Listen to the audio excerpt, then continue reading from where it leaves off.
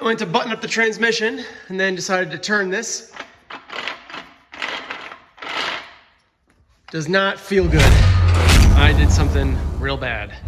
What's up, guys? Welcome to the channel. My name is Frank from Garageaholic, and today we're going to be doing a full teardown and a how-to on this Getrag 420G. We did the SMG conversion thanks to AMS Motorsport, and now we're going to be disassembling it for a very special reason, and we're going to be reassembling it. So you guys can see all the little tips and tricks on how to do that for the 420G.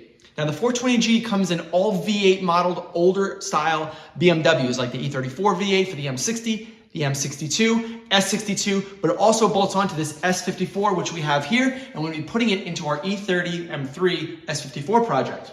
So what makes this such a unique transmission, in fact BMW transmissions as a whole, is that they've got detents that allow you to feel when you're getting into your gear. And those detents are basically little small ball springs that are located throughout the transmission. In this case, on the 420G, you've got 3 that are for first, third, and fifth right over here. You've got your main ballpoint roller ball here that gets pulled out. We'll do that next. And then this here is for your retracting spring for your countershaft, which we'll show inside of here. Here is our reverse. That's a reverse switch. We have our speed sensor down here. We have our oil temperature right here. This is your oil fill, which has an MPT thread. So when you fill, you want to fill just until the liquid starts to come out. And that's the right level for filling this. Do not ever unscrew this unless you are 100% sure what it does. More on that later.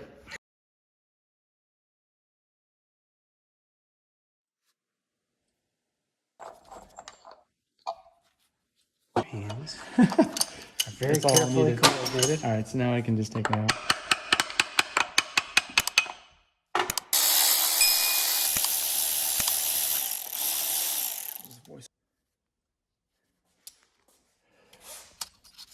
It won't though. These guys, you kind of have to push as you're pulling out. Or just use the magnet for that. Oh. Okay. Yeah, there you go. Good.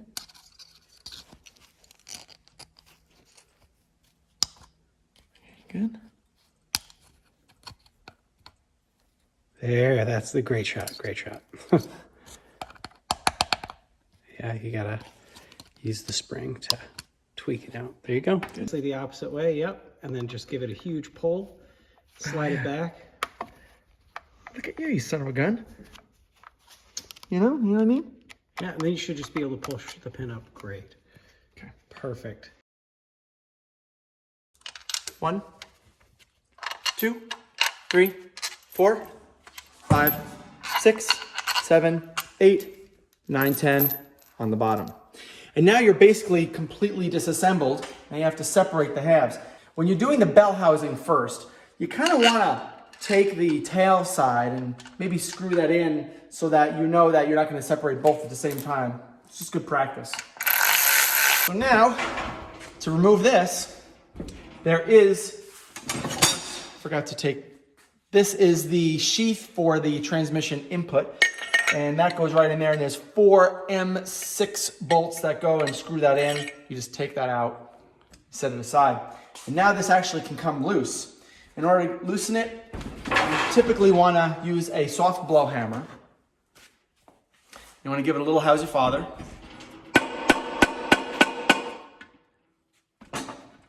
And it comes loose just like that. Now be very careful because these guys are little roller bearings, little roller ball bearings, and they do come out of the shaft. There's a shaft that's in here. Probably see I'm moving it around here, right? And there are these roller bearings that stay on there. We have it gooped up right now, and it's important because if they get lost, you're never going to be able to buy a piece like this. In fact, most of the Getrag 420G internal components are not like procurable. You can't go on real OEM and see these things and see how it explodes and see how to put it together. So you got to be really, really careful. So now that we've taken out the bell housing, you'll see that there is this.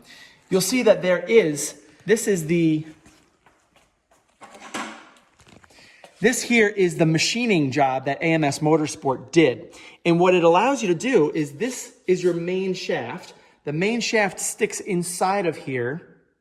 And as you're turning, an eighth of the way either direction, it creates a spring-loaded feel that the SMG version does not have because there's no person moving it. It's moved by actuation. So this is already been done. And now that we've separated everything, we can start on separating the hard part, which is the tail shaft. This is where all the gear selection actually takes place. Would I normally have to take this apart, Frank? Only if you really mess something up inside, or you grind your gears. I checked all these gears and everything looks good, so there's really no need to do that. But it's a really good idea to understand how this works. And if you ever do find yourself in the position that I found myself in by unscrewing the wrong bolt and having gears drop down inside, you gotta have to know how to remove it and get it back together. Frank? What bolt was that? That bolt was to hold the idler reverse gear, actually. Oh, nice. So we will get to that next. There's preparations you need to make right here in order to remove this. You can't just pull it out. There are things you need to do first. We've already removed the detents for these three shafts. And there's another shaft right in here it's a countershaft. So it allows one to move in the opposite direction as the main, and it allows the gear shifting of second and fourth. And what this does, and the way to remove this is to unscrew this with it. So you take the T6,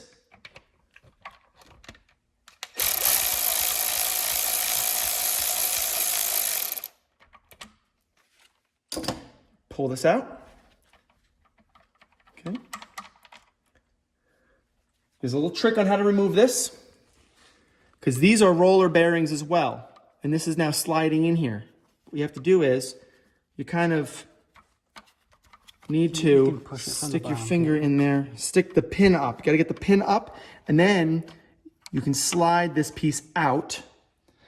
And now this has roller bearings on it. And these can get removed as well. Just, whoop, whoop, whoop. So this will happen, right? And that's okay. Now these can come off. Remember, it installs underside like this.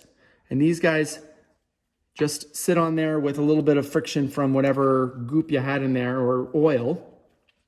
And it doesn't matter if you install it like this or if you turn it like this. It's symmetrical. So you can just install it either way. And as you can see, it sits inside of here, those shafts, all right? Now, you're gonna need to pull this shaft out in order to get this, because there's still pins and locks inside of here that you need to remove. So what we need to do now is turn this a little bit like this. So your primary selector shaft is gonna have to be leaned in a direction, right? It's not necessarily leaned in a direction as much as there are pins in here that need to come out so that you can slip that out. Nice. That's the important thing. So this unscrews here. This is the detent for that shaft. And there's a spring in there. And that spring comes out. And there is here it is. Right, let me show them this is my makeshift magnet. These are a whole bunch of just rare earth magnets. And I put it into this M6 bolt that when you connect it like this, it actually makes the bolt magnetized. So it's smaller shaft, so you can get it into places that you normally wouldn't be able to. And there is a ball here that you need to grab out. So now here's the thing that nobody tells you, is that you need to get this counter shaft out because it's locked in here. And because there's a pin inside of here that needs to be pulled out with a magnet. It just slides right out if you get the magnet strong enough. But unfortunately, this is being held in here by the connection between that counter shaft and your main shaft, which is this guy. So if you just turn this just enough to slide this out, you can now remove your counter shaft. That allows you to stick your magnet in there and pull out that special pin that allows you to take this whole thing apart. Now this kind of free floats a little bit more. And that's okay. Don't worry about the configuration of that. Don't worry about the configuration of the gears. But for lack of a better term, this is ready to remove the tail shaft. Now, there's one more concession you need to make.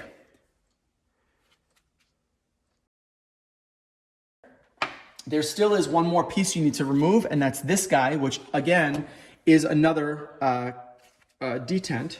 And to get that out, you kind of hold it like that, and you rock it back and forth as you're pulling it out. Okay, there we go. So now this guy comes out, and you use the magnet again to take out the spring and the roller. There's a roller right in there. Now this part here is a common failure mode. This guy actually does fail. This is in really good condition. This transmission doesn't look like it was abused in any way, shape, or form. So I think that we're good to keep it as it is. On these shafts, there is a small pin that goes side to side. I don't know if you can see it here. Oh, yeah. Yeah, you can kind of see it, actually. Yeah, you see it right there. It slid to the side. Yep, it slid to the side, and that's going to prevent you from being able to get this tail housing off. That's what the ball bearings were holding in place. Yes, the ball bearings are holding that in place, and now what we need to do is, if you just hold that steady, Dan, and just move that out of the way, you'll see that the pin is no longer in the way. Yeah. And that, let me see, that's good. Okay, I think they're all good now. So we are now ready to completely remove the tail housing. So let's just remove these and let's pull it out. So this is like a spreader. You kind of put it on the back side. And what that allows you to do is it allows you to kind of get like a, something in there like that. Spread it open even a little bit more, on both sides here. Now, what do you not want to do? So you have to be really careful about marring the internal surface here when you're doing this.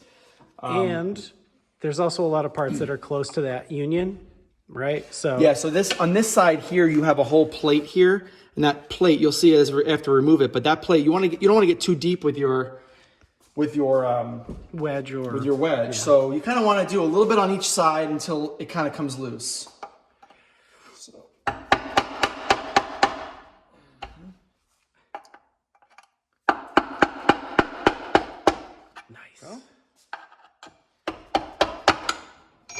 I think that's just about it.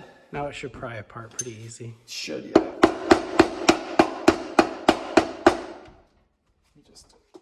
Let me just stand it on this. I don't want to rest it on the piece that I need to remove. Do it with my hands. There we go. See that? Okay.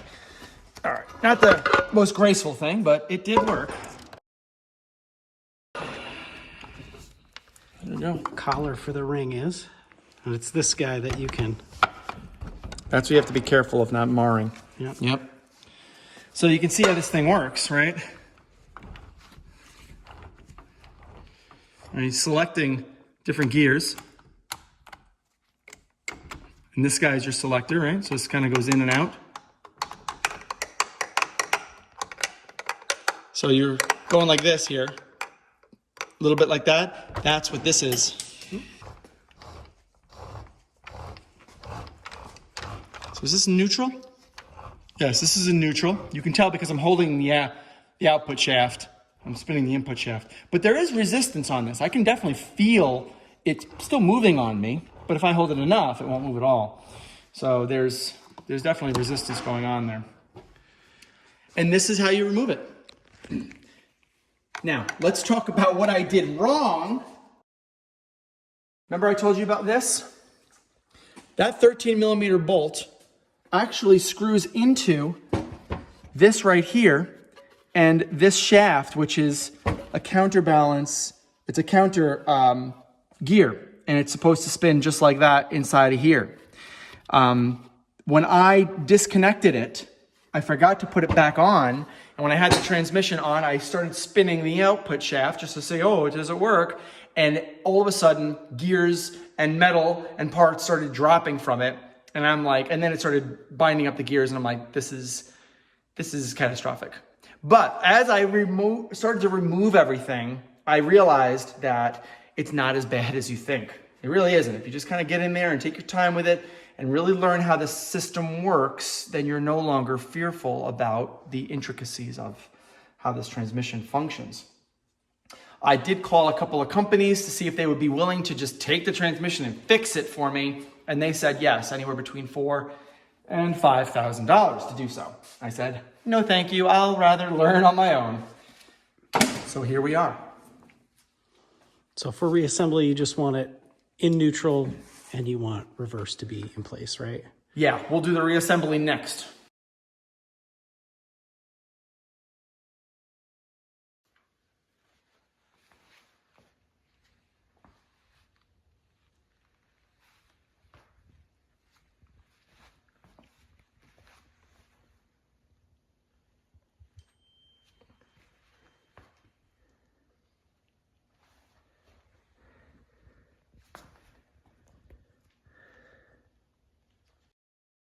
Now we're getting the reverse gear in. Got to make sure that when you put this in, you clock it correctly.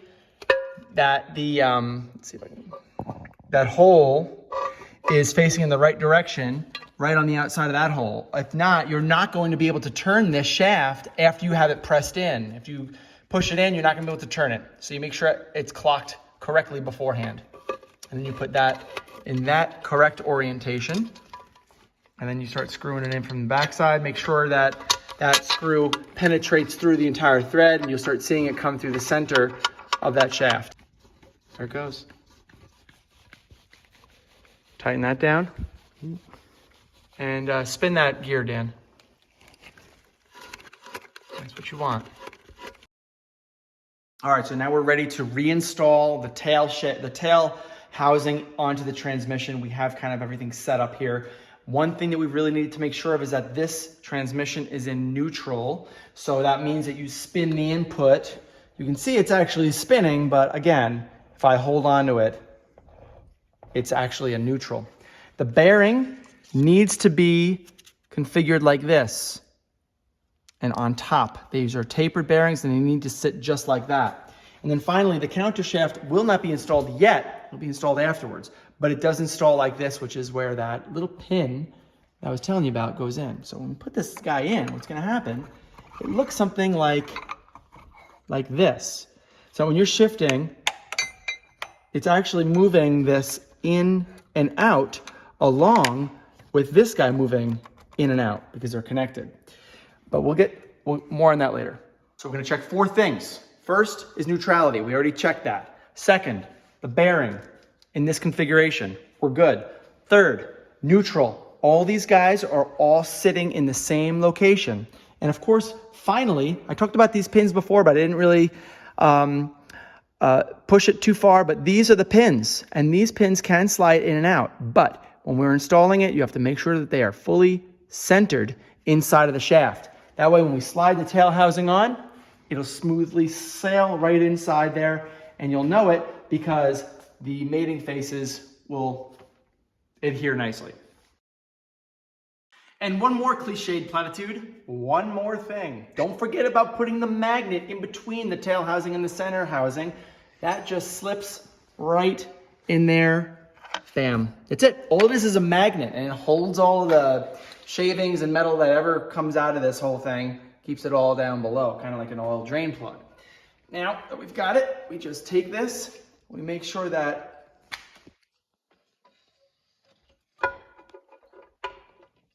it sits inside of there, just like that. Okay. I wonder if that did it. Oh, maybe that did it. Oh, did the main shaft get pushed back?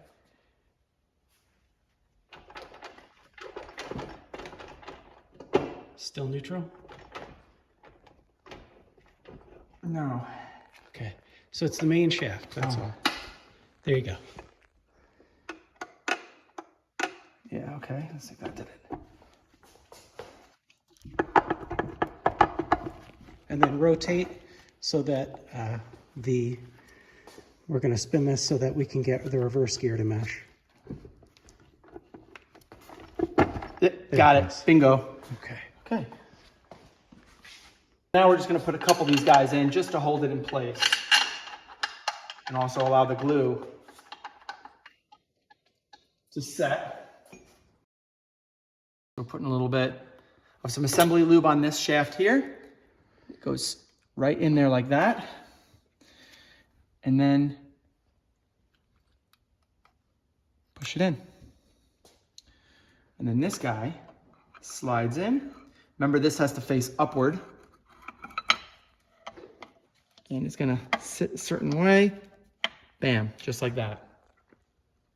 Yep, and on those surfaces are parallel. So before we do the detent on here, we're gonna get this guy installed, which, like I said earlier, a little bit of assembly lube on here and here will allow these guys to stick on there and there, okay?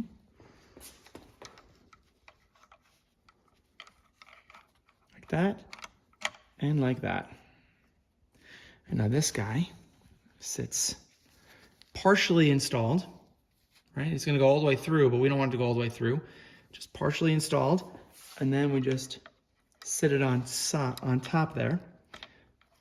And I don't think I can get it in, but what we have to do is you have to pull this out a little bit. Pull this out a little bit. And then this should just sit in there like that. And now we take our T6 like this. We screw that in.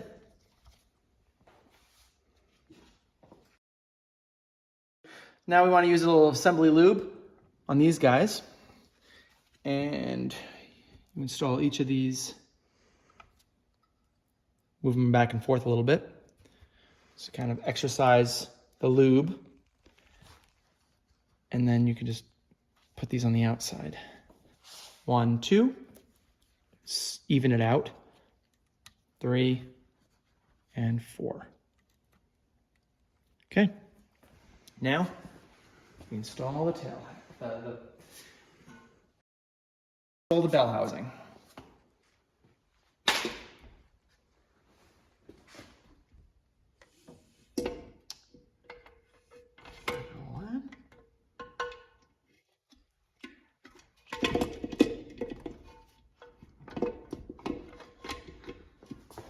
Matched up here.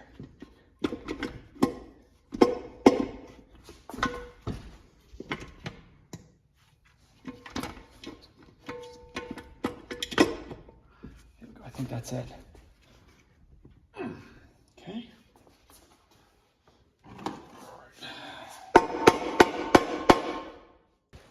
Okay.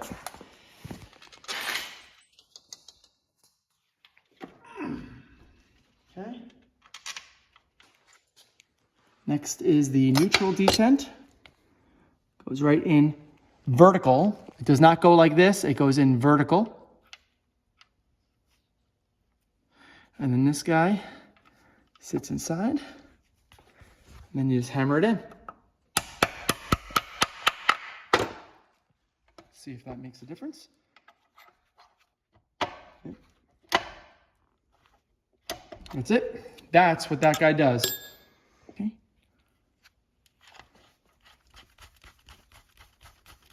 That's your countershaft detent. Yep. And then we'll do the 3 or the 5 on this side. Up here. Yeah, just give that a good spin. We can just do a little bit of ooze on each one of these. 1, 3, and 5 get the spring-loaded treatment, just like this. 3, 5. And this guy should sit flat.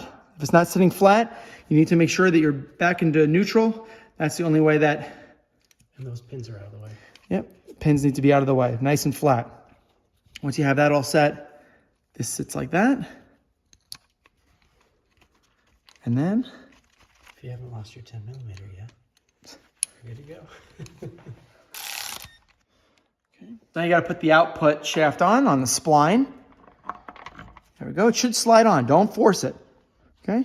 Then you get that generally installed there. And you just kind of, to be able to get your nut on, in which case this rusty old nut will go on. And then you take your 36 and you start screwing it in. So we'll jam that in later and torque it to spec. But for now, it's good. Let's get the shifter on and see if this thing actually shifts. Don't be scared now. Okay, neutral. First. Second. Third. Fourth. Oh, it feels so good. Fifth. Sixth. Reverse.